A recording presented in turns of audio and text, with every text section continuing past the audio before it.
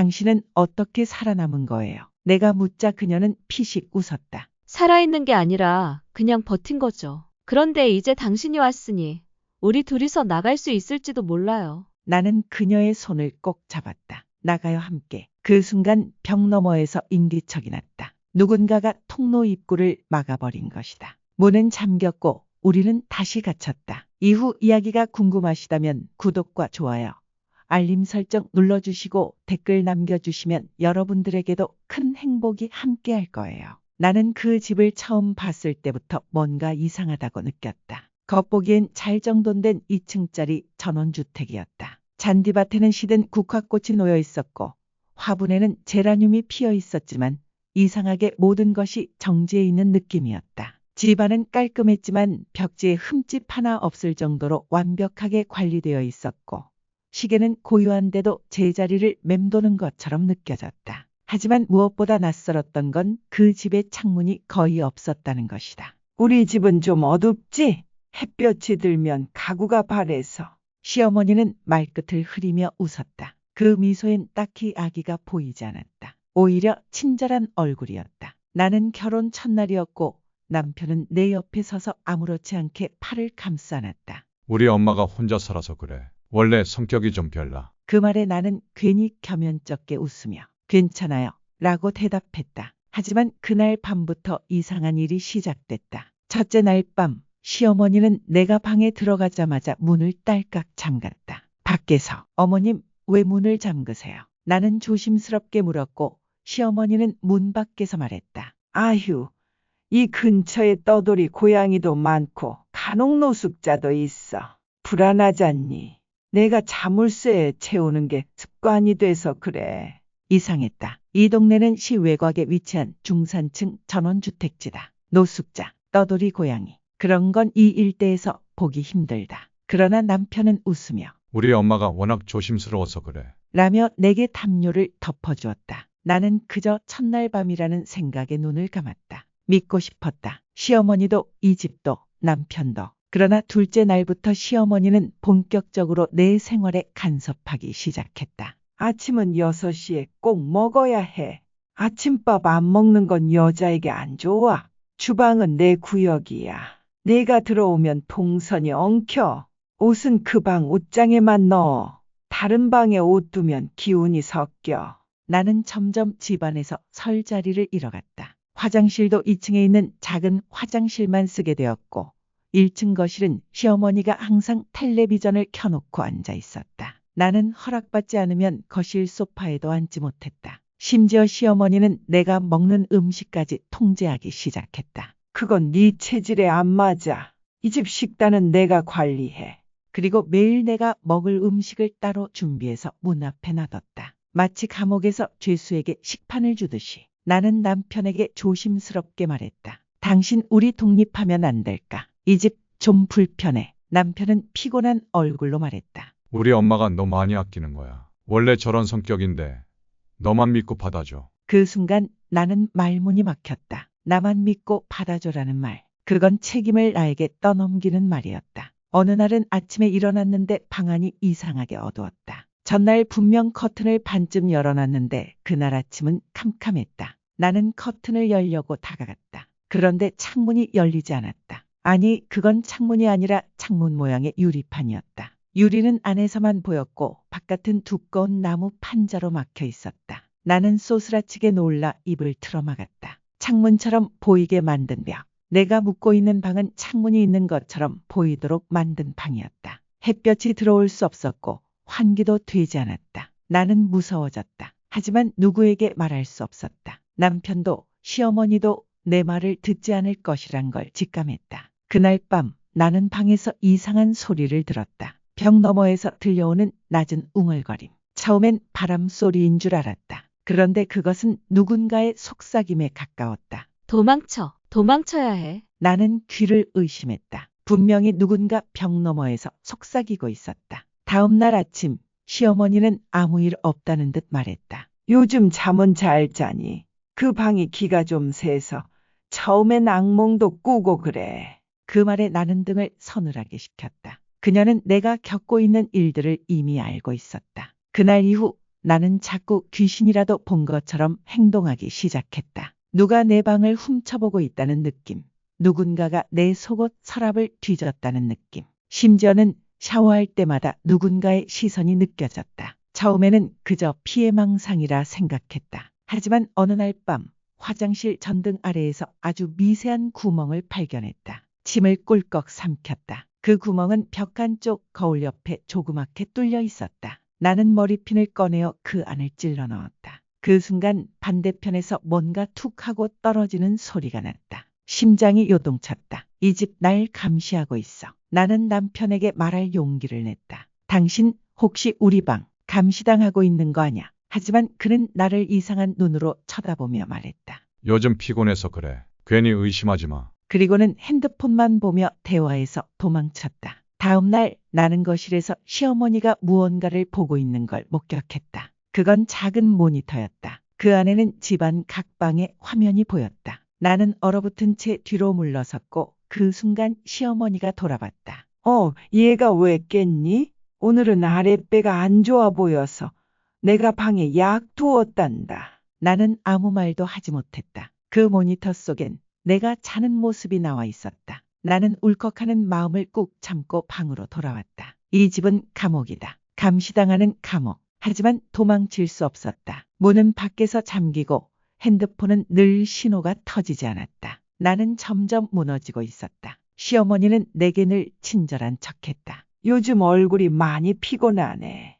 내 체질엔 인삼이 안 맞나 보다. 피부가 거칠어졌네. 이 크림 한번 써보렴. 하지만 그녀의 눈빛은 날카로웠고 그 미소는 나를 조롱하는 듯했다. 남편은 점점 멀어졌다. 밤마다 늦게 들어왔고 내가 무슨 말을 해도 예민해졌네. 라며 넘겼다. 하루는 내가 밤중에 몰래 문을 열어보려 했다. 손전등을 켜고 살금살금 현관으로 다가갔다. 하지만 문에는 이중 자물쇠가 채워져 있었고 벽면엔 감지 센서가 붙어 있었다. 그 순간 경보음이 울렸고 나는 당황해서 도망치듯 방으로 돌아왔다. 잠시 후 시어머니가 조용히 문을 두드렸다. 왜 나갔니?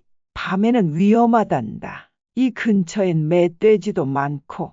그녀는 언제나 걱정이라는 이름으로 나를 올감했다. 그날 밤 나는 벽을 다시 귀 기울여 들었다. 그리고 들려온 한마디. 여기서 절대 나갈 수 없어. 그 목소리는 내 것이 아니었다. 누군가 이 집에 또 다른 사람. 보이지 않는 누군가가 이 벽 너머에 있었다. 나는 결심했다. 이 집의 구조를 파악하고 진실을 밝혀야 한다고. 다음 날부터 나는 방 구석구석을 살폈고 이 집이 미로처럼 구조화된 복층 구조라는 것을 알게 됐다. 게다가 벽의 두께가 너무 두꺼워 방과 방 사이가 아니라 방과 또 다른 공간 사이일 수도 있다는 생각이 들었다. 혹시 벽 뒤에 또 다른 방이 있는 건 아닐까? 그리고 마침내 침대 아래에 작은 출입구 같은 것을 발견했다. 마루판에 나무 결이 다르다는 걸 눈치챘고 조심스럽게 들어올리자 아주 좁은 통로가 드러났다. 나는 그 속으로 들어갔다. 통로는 어두웠고 쿰쿰한 냄새가 코를 찔렀다. 작은 손전등 불빛으로 주변을 비추며 기어가듯 전진했다. 그 끝에는 문이 있었다. 쇠로 된 낡은 문. 손잡이엔 녹이 슬어 있었다. 조심스레 문을 열자 한 명의 여자가 웅크리고 있었다. 그녀는 초췌한 얼굴로 나를 올려다보았다. 눈은 충혈돼 있었고 머리는 헝클어져 있었다. 도와줘요. 그녀는 속삭였다. 나도 이 집 며느리였어요. 나는 숨이 멎는 줄 알았다. 그녀는 남편의 전처였다. 모두들 그녀가 외국으로 떠났다고 했지만 그녀는 이 집에 갇혀 있었던 것이다. 그녀는 말했다. 처음엔 친절했어요. 나도 당신처럼 여기에 들어와 살게 됐고. 하지만 조금씩 통제당했죠. 음식, 옷, 생활 습관. 내가 시어머니의 뜻을 따르지 않으면 방 안에 가둬졌어요. 말을 안 들으면 약을 먹였고 남편은 늘 모른 척했죠. 나는 눈물이 났다. 그녀는 이 집에서 수년간 벽 너머의 방에 갇혀 있었던 것이다. 당신은 어떻게 살아남은 거예요? 나는 묻자 그녀는 피식 웃었다. 살아있는 게 아니라 그냥 버틴 거죠. 그런데 이제 당신이 왔으니 우리 둘이서 나갈 수 있을지도 몰라요. 나는 그녀의 손을 꼭 잡았다. 나가요. 함께. 그 순간 벽 너머에서 인기척이 났다. 누군가가 통로 입구를 막아버린 것이다. 문은 잠겼고 우리는 다시 갇혔다. 시어머니의 목소리가 들렸다. 아직 며느리가 하나 더 있었구나. 2명이 되어버렸네. 어떡하지? 그녀의 목소리는 부드럽고 따뜻했지만 그 안엔 섬뜩한 광기가 숨어 있었다. 방 안 공기가 더욱 탁해졌다. 쇠문이 닫히는 소리와 함께 우리는 암흑 속에 다시 고립되었다. 나는 무릎을 꿇고 바닥을 더듬었다. 그녀 남편의 전처였던 그녀는 숨을 죽이고 웅크리고 있었다. 괜찮아요. 내가 속삭이자 그녀는 힘없이 고개를 끄덕였다. 또 갇혔네요. 그 여자는 우리를 죽일 생각은 없는 걸까요?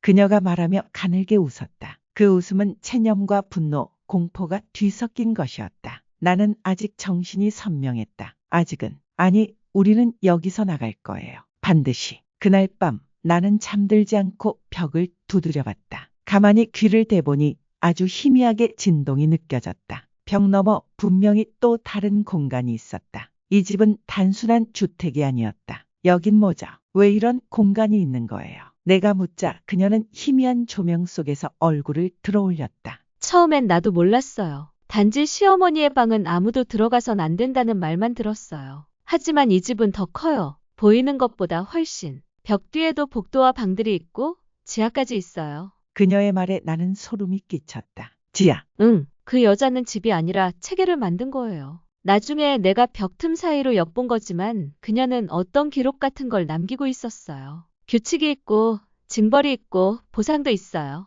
이상한 종교처럼. 나는 생각했다. 감시, 통제, 폐쇄된 구조. 이 모든 건 단순한 편집증이 아니었다. 시어머니는 하나의 폐쇄적 세계를 만들고 있었던 것이다. 그리고 그 세계는 지금 나를 삼키고 있다. 이틀이 지났다. 우리는 여전히 벽 너머 방 안에 있었다. 시어머니는 식사만 문틈 사이로 밀어넣었다. 두 사람이 있는 걸 알면서도 태어냈다. 그녀는 말했다. 도망친다고 해도 다시 잡힐 거예요. 나도 예전에 한번 나가려 했었거든요. 근데 그 여자는 밖에서도 사람을 움직일 수 있어요. 나는 의심스러운 눈으로 바라봤다. 무슨 뜻이에요? 경찰에도 손이 닿는다는 거예요. 그녀는 고개를 저었다. 아니, 그런 건 아니지만 이 집은 외딴 마을이야. 우리 집에서 외부 도로까진 도보로 30분은 걸려. 근처 이웃들도 거의 교류가 없고 뭔가 말하려 해도 다들 모른 척하죠. 마치 암묵적인 묵인이 있어요. 이 집은 오래전부터 이상한 집으로 알려져 있었고 아무도 관여하려 들지 않아요. 나는 입을 다물었다. 모든 길이 차단된 듯한 기분이 들었다. 하지만 나는 포기할 수 없었다. 그날 밤 나는 다시 통로의 입구를 살폈다. 시어머니가 문을 잠갔지만 아예 벽돌로 막은 건 아니었다. 조금의 틈이 남아 있었다. 지금이 기회예요. 나는 그녀의 손을 붙잡았다. 조용히 움직이면 다시 밖으로 나갈 수 있어요. 우리가 이 벽의 구조를 더 알면. 그녀는 떨리는 눈빛으로 나를 바라보다가 고개를 끄덕였다. 우리는 손전등 하나를 들고 다시 기어나갔다. 통로는 이미 익숙해졌고 복도 끝엔 또 다른 문이 있었다. 나는 귀를 대고 들었다. 정막 조심스럽게 문을 열었다. 낯선 방. 누군가 살았던 흔적이 가득했다. 벽에는 사진이 붙어 있었고 낡은 일기장이 하나 책상 위에 놓여 있었다. 나는 그 일기장을 펼쳤다. 그리고 적힌 이름을 보고 숨이 막혔다. 윤미경. 그건 시어머니의 이름이었다. 1984년 첫 번째 며느리가 도망쳤다. 하지만 잘못은 나에게 있는 게 아니다. 그녀가 규칙을 어겼기 때문에 그 대가를 치른 것뿐이다. 나는 이 집을 지키기 위한 의무를 가지고 있다. 여자들은 무르고 약하다. 통제받아야 한다. 이 벽은 경계다. 동시에 보호다. 나는 페이지를 넘기며 몸이 떨렸다. 이 집은 나를 지키고 있다. 그리고 나는 그에 대한 충성심을 입증해야 한다. 신은 나에게 이 집을 맡겼다. 다음 며느리는 더 잘 될 것이다. 계획은 완벽해지고 있다. 벽을 넘는 자는 벌을 받아야 한다. 숨이 막혔다. 그녀는 단순한 편집증자가 아니라 일종의 교리자였다. 자신이 창조한 왜곡된 신념 체계를 굳게 믿고 있었다. 그 순간 문 밖에서 발소리가 났다. 너희들 거기 있니?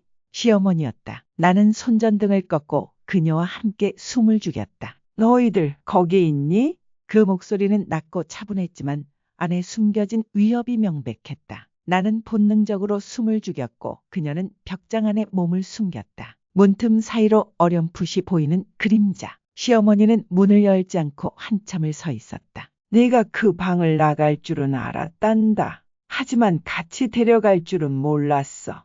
그 말은 내게 하는 것이 분명했다. 어떻게 알았지? 나는 안쪽으로 물러서며 손전등을 껐다. 방 안엔 숨구멍조차 없는 공포가 퍼졌다. 그리고 시어머니는 마지막으로 말했다. 벽 너머의 진실은 내가 감당할 수 없을 거야.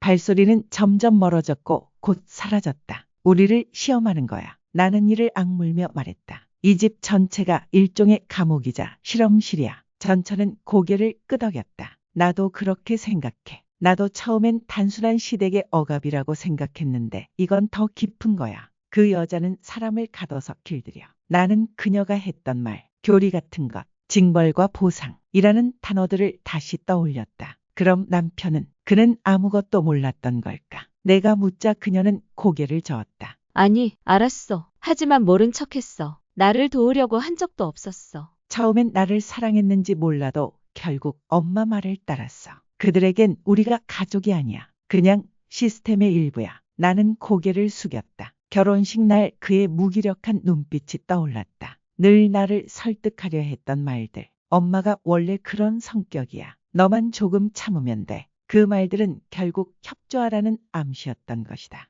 우리는 방을 샅샅이 뒤져 다른 출구를 찾았다. 사진 뒤에 작은 통풍구가 있었다. 나는 머리핀으로 나사를 풀고 조심스럽게 뚜껑을 열었다. 그 안은 곰팡이와 먼지로 가득했지만 뚫려 있었다. 여기야. 이 통로는 환풍 덕트야. 아마 부엌이나 창고랑 연결돼 있을 거야. 우리는 그 속을 엎드려 기어가기 시작했다. 좁고 미끄러운 통로. 팔꿈치와 무릎이 달아 아파왔지만 멈출 수 없었다. 그러다 마침내 끝에 작은 빛이 보였다. 뚜껑을 밀어보니 부엌 천장 쪽으로 연결되어 있었다. 나 먼저 내려갈게. 나는 조심스럽게 몸을 내렸다. 오랜만에 느껴보는 따뜻한 공기. 부엌엔 아무도 없었고 시어머니의 인기척도 들리지 않았다. 곧이어 전처도 내려왔다. 우리는 서로 눈을 마주쳤다. 이제 다시 현실 세계의 발을 디딘 느낌이었다. 지금 당장 나가자. 나는 말했다. 하지만 전처는 고개를 저었다. 아니야. 지금 나가면 또 붙잡혀.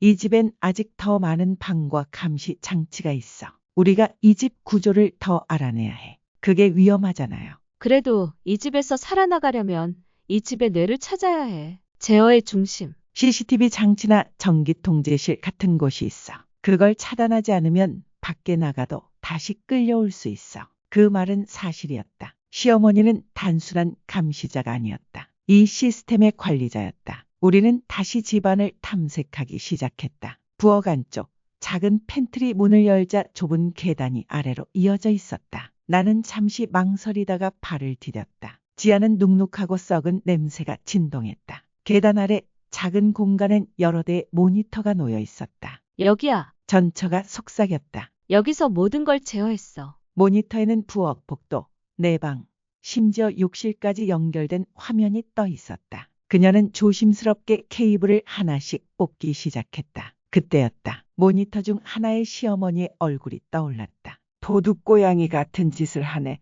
너희. 그녀는 웃고 있었다. 그 방에 들어갔을 때부터 예상했단다. 하지만 그 방을 찾는 건 오래된 본능이지. 나도 그랬어. 나는 모니터에 대고 외쳤다. 당신은 미쳤어요. 사람을 가두고 감시하고 이게 가족이에요. 시어머니는 미소 지었다. 가족이란 건 질서야. 내가 그걸 이해하지 못한다면 어쩔 수 없지. 그리고 화면은 꺼졌다. 우리는 모니터 연결선을 모두 잘랐다. 그러자 집 전체가 순간 정지된 듯 조용해졌다. 감시 체계는 무력화된 듯 했다. 지금이야. 나는 그녀의 손을 잡았다. 지금이 유일한 탈출 기회야. 우리는 계단을 타고 위로 올라왔다. 그 순간 2층 복도 끝에서 인기척이 들렸다. 남편이었다. 그는 우리를 보고 얼어붙은 표정이었다.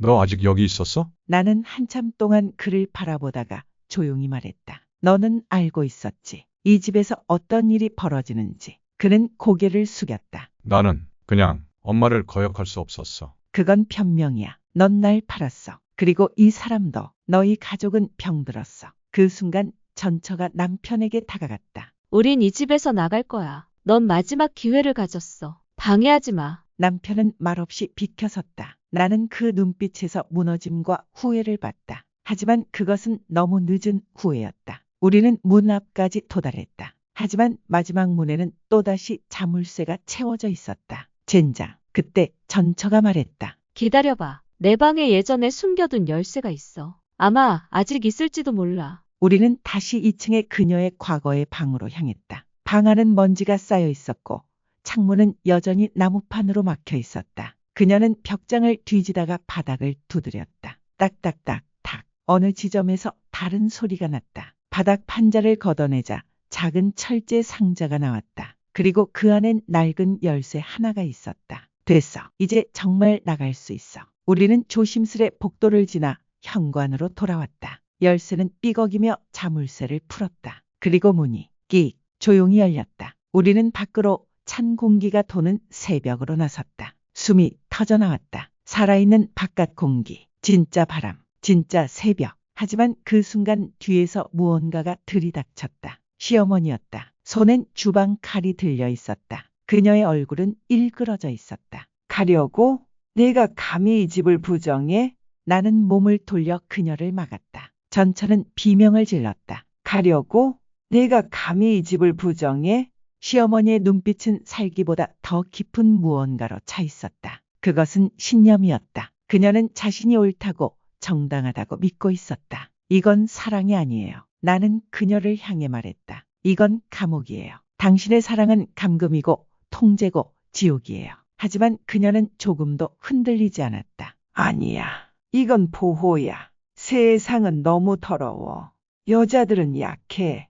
밖에 나가면 무너지고 망가져. 나는 지켜준 거야. 너희 둘 다. 그녀는 점점 다가오고 있었다. 칼끝이 떨렸다. 나는 전처의 손을 등 뒤로 끌며 물러섰다. 당신 아들이 우리가 나가는 걸 막지 않았어요. 내가 말했다. 그 순간 시어머니의 얼굴에 섬광 같은 놀라움이 스쳤다. 그 애가 비켜줬다고. 나는 고개를 끄덕였다. 그도 이제 당신이 틀렸다는 걸 알아요. 이 집, 이 시스템, 당신이 만든 이 벽, 전부 무너질 거예요. 그녀는 잠시 움직임을 멈췄다. 그리고 칼을 내려다봤다. 그 손끝이 흔들렸다. 아니야, 아니, 이건 난 옳았어. 난 버림받았어. 그의 아버지한테도 세상한테도 그래서 지켰던 거야. 이 집만은. 그녀의 말은 무너지는 중이었다. 그 신념의 껍질이 갈라지고 있었다. 나는 조용히 말했다. 이젠 그만 놓아줘요. 당신도 자유로워져야 해요. 그 순간 그녀의 손에서 칼이 떨어졌다.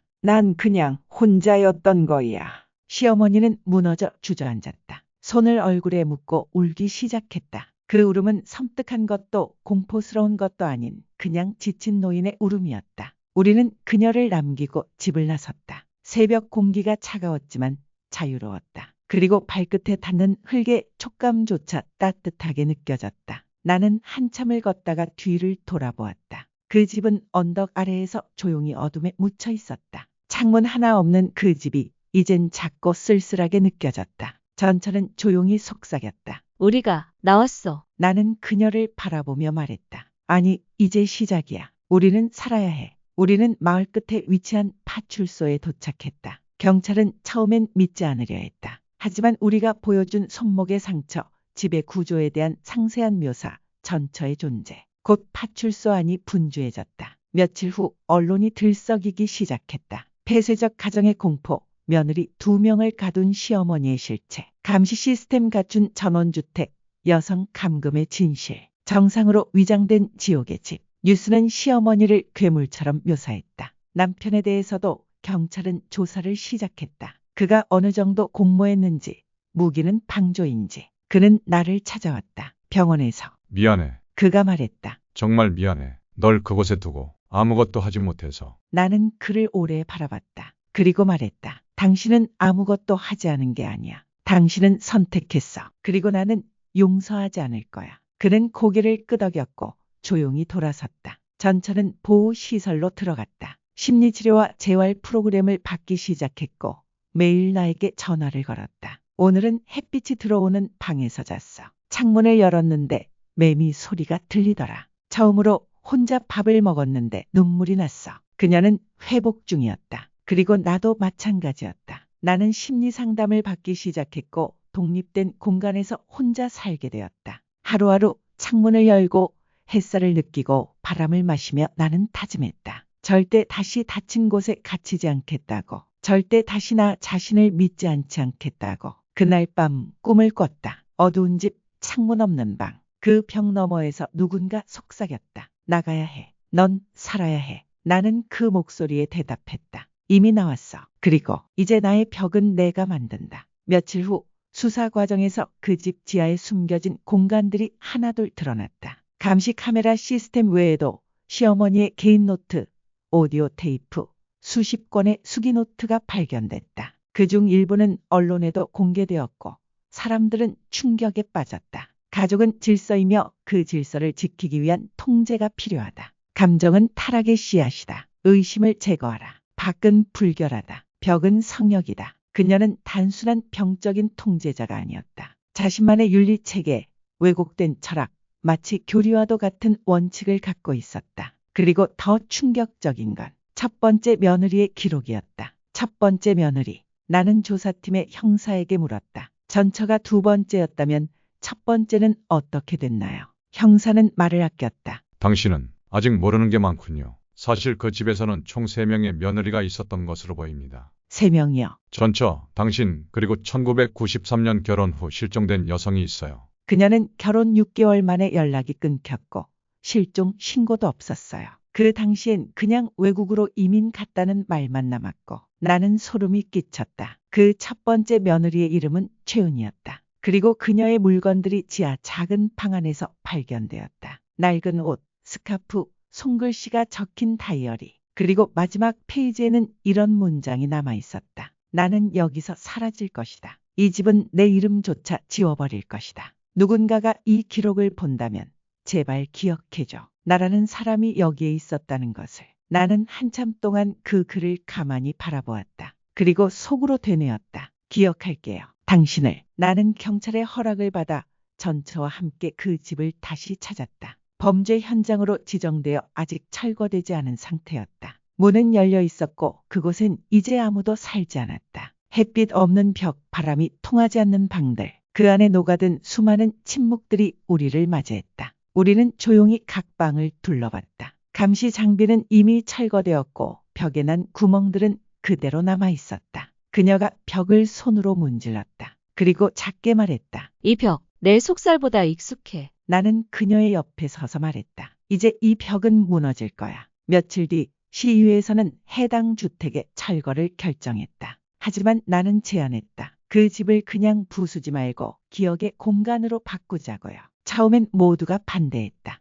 범죄 현장을 기념한다는 게 말이 되냐. 그러나 나는 설명했다. 이건 기억에 대한 일이에요. 망각은 또 다른 폭력이고 이 집을 기억하지 않으면 제2의 집이 또 생길 거예요. 결국 시는 고립된 가정폭력 피해자 추모 전시관 형태로 일부 구조를 보존하기로 결정했다. 감시 카메라가 있던 방, 벽 틈에 숨겨졌던 복도, 창문 없는 방, 그리고 피해자들의 이름이 작은 명패로 새겨졌다. 최은희, 전처, 그리고 나. 그날 전처는 내게 말했다. 우리가 나간 건 그냥 탈출이 아니야. 우린 벽을 부쉈어. 그리고 누군가의 이름을 되찾아준 거야. 나는 웃으며 고개를 끄덕였다. 그래, 우리 둘 다 이제는 진짜 이름을 되찾았어. 그녀는 잠시 말을 멈추더니 덧붙였다. 나는 이름이 좋아. 가끔은 누군가 내 이름을 불러준다는 것만으로도 살아갈 힘이 생겨. 나는 그녀의 손을 잡았다. 신가현, 그녀는 나를 바라봤다. 잘 살아보자, 우리. 그녀는 처음으로 눈물을 흘리지 않은 미소를 지었다. 그리고 나는 내 삶을 다시 시작했다. 나는 혼자서 작은 칼럼을 쓰기 시작했고 지역 여성센터에서 가정폭력 피해자들과 상담을 나누는 일을 했다. 그 집에서 있었던 일들을 책으로 정리할까 생각도 했지만 아직은 시간이 좀 더 필요했다. 어느 날 한 소녀가 내게 상담을 요청했다. 어른들이 자꾸 저를 예민하다고 해요. 근데 저는 분명히 이상한 걸 느껴요. 우리 집도 좀 이상해요. 나는 조용히 그녀의 손을 잡고 말했다. 그 느낌 틀리지 않았어요. 스스로를 믿어야 해요. 그리고 누구에게든 말할 수 있어야 해요. 그녀는 눈을 동그랗게 뜨며 물었다. 선생님은 그런 걸 겪어봤어요? 나는 잠시 고개를 떨구었다가 웃으며 말했다. 응, 나도 창문 없는 방에 있었던 적이 있어. 그녀는 고개를 끄덕이며 내 눈을 바라보았다. 그 눈동자 안에서 나는 아주 오래전의 나를 보았다. 시어머니는 구속되었지만 구치소에 수감된 지 얼마 지나지 않아 정신 이상 판정을 받았다. 의료 감호소로 이감된 그녀는 더 이상 언론에 등장하지 않았다. 사람들은 그녀를 잊기 시작했고 그녀 역시 세상을 향한 문을 닫아 걸었다. 그러나 나는 끝까지 묻고 싶었다. 그녀는 왜 그렇게 되었는가? 그 괴물은 어떻게 탄생했는가? 그녀의 과거를 추적하면서 나는 충격적인 사실을 마주하게 되었다. 1959년 충청북도의 한 농가. 그곳은 그녀의 출생지였다. 남편을 일찍 여의고 홀로 세 아들을 키운 여성가장이 있었고 그 집의 딸은 태어나자마자 집안의 짐으로 취급되었다. 쓸모없는 것, 여자로 태어나서 뭐하냐. 그녀는 한 번도 이름으로 불려본 적이 없었다. 그저 그년의 머슴보다 못한 것. 어린 시절의 정신은 온갖 학대 속에서 자랐고 18살에 강제로 중매 결혼을 했다. 남편은 무관심했고 아이만 낳으면 잠적하기를 반복했다. 그리고 결국 그녀는 그 집을 자신의 유일한 성으로 삼게 된 것이다. 나는 버림받지 않을 거야. 내 성을 지킬 거야. 내 가족은 나처럼 되지 않아야 해. 그래서 나는 무엇이든 할 거야. 그 신념은 오래된 고통의 퇴적층이었다. 그리고 그것이 만들어낸 것이 바로 창문 없는 방, 침묵의 지하실, 사라진 이름들. 나는 그런 그녀에게 복잡한 감정을 느꼈다. 그녀는 피해자였고 동시에 가해자였다. 그녀의 잘못은 분명했다. 하지만 그 뿌리는 이 사회가 여성에게 던져온 폭력의 역사였다. 나는 전처와 함께 그녀의 고향을 찾았다. 낡은 폐가만 남은 작은 마을. 한 노인이 우리를 바라보더니 말했다. 그 집 딸, 어릴 때 참말 없던 애였지.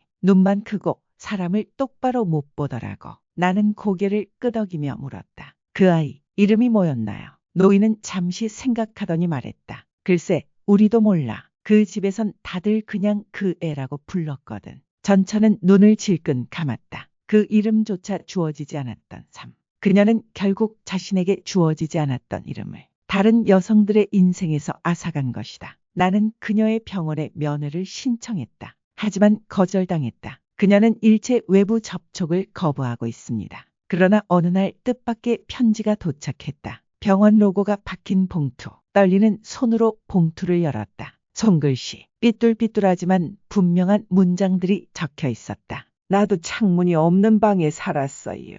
당신들은 적어도 서로를 봐주었죠. 나는 평생 나를 봐주는 사람이 없었어요. 사람은 사랑을 통제하는 걸로 착각할 때 괴물이 되더군요.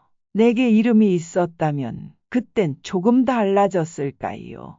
편지는 짧았지만 그 모든 것을 말해주고 있었다. 나는 조용히 눈을 감고 편지를 접었다. 그리고 속삭였다. 당신의 이름, 이제는 우리가 기억해요. 1년 후, 그 집은 기억의 전시관으로 탈바꿈되었다. 창문 없는 방이라는 이름의 기획 전시는 매주 수백 명의 방문자를 끌어들였다. 특히 10대 소녀들이 많이 찾았다. 그곳에는 3명의 이름이 새겨진 기념석이 있다. 최은희, 신가현, 그리고 이름 없이 살아온 모든 여성들. 나는 그곳에서 안내 자원봉사를 했다. 전처는 그 공간에서 그림을 그렸다. 그녀는 벽화 작가가 되어 전시관 외벽에 커다란 창문을 그려 넣었다. 그 창문은 하늘로 통하고 새들이 날아가는 모습이 그려져 있다. 나는 아이들에게 그 창문을 가리키며 말한다. 진짜 창문은 바깥이 아니라 사람과 사람 사이에 생기는 거예요. 어느 날 익숙한 얼굴이 전시관을 찾았다. 그는 내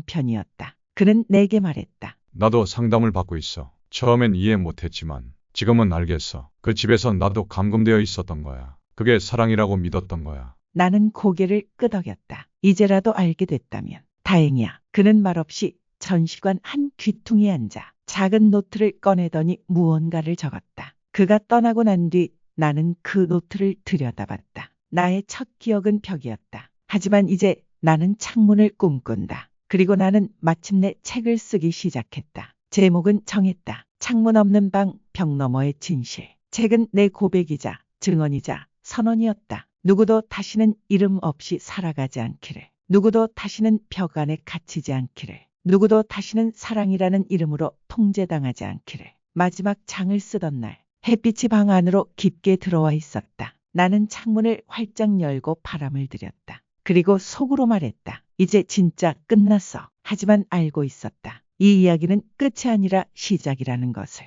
그 벽 너머의 진실을 세상에 말하는 것이 바로 우리가 살아가는 이유라는 것을.